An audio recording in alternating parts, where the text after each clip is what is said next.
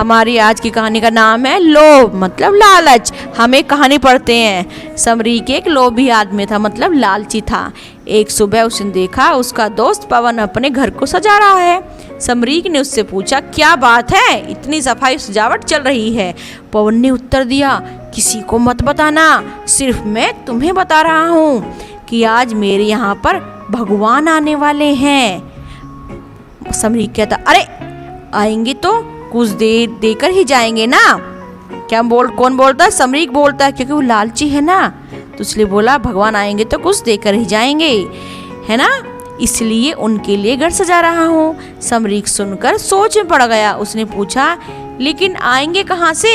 पवन ने कहा, पूरब की ओर से आएंगे। समरीक सोचने लगा, पूरब में सबसे पहले मेरा घर है, क्यों ना मैं भी तैयारी कर लूँ।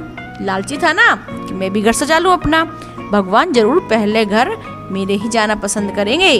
घर जाकर उसने अपने घर को पूरी तरह सजा लिया। उसके बाद जैसे ही शाम हुई, समरीक पत्नी के साथ भगवान का इंतजार करने लगा। आधी रात तक इंतजार करने के बाद जब भगवान नहीं आए तो समरीक ने पत्नी से कहा, हम लोग घर के अंदर हैं, इसलिए शायद भगवान नहीं आ रहे हैं। हमें दरवाजा खोलकर बाहर ही रहना चाहिए। भगवान चुपचाप आना चाहते हैं। फिर दोनों घर के बाहर आकर इंतजार करने लगे। उसी समय एक चोर घर में घुस गया। उसने चादर से पूरे शरीर को ढक रखा था। जब उसकी नज़र समरीक के घर पर पड़ी तो वह चौंक गया। दरवाजा खुला था, यह देखकर वह चुपचाप घर के अंदर चला गया। समरीक चोर को ही भगवान समझ बैठा। जैसे ही चोर अंदर गया, वह खुशी से झूम उठा। अब भगवान कुछ ना कुछ तो देकर जाएंगे ही, क्योंकि वो तो लालची था ना, इसलिए चोर के अंदर जाकर सारा कीमती सामान जमा कर लिया। वह सामान लेकर निकल गया। थोड़ी देर बाद समरीक की पत्नी के साथ अंदर गया।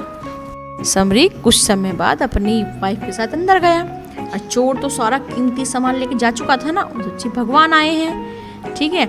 उसने देखा कि उसकी कीमती सामान गायब है। उसने माथा ठोक लिया और वह समझ गया कि वह तो अब लुट चुका है।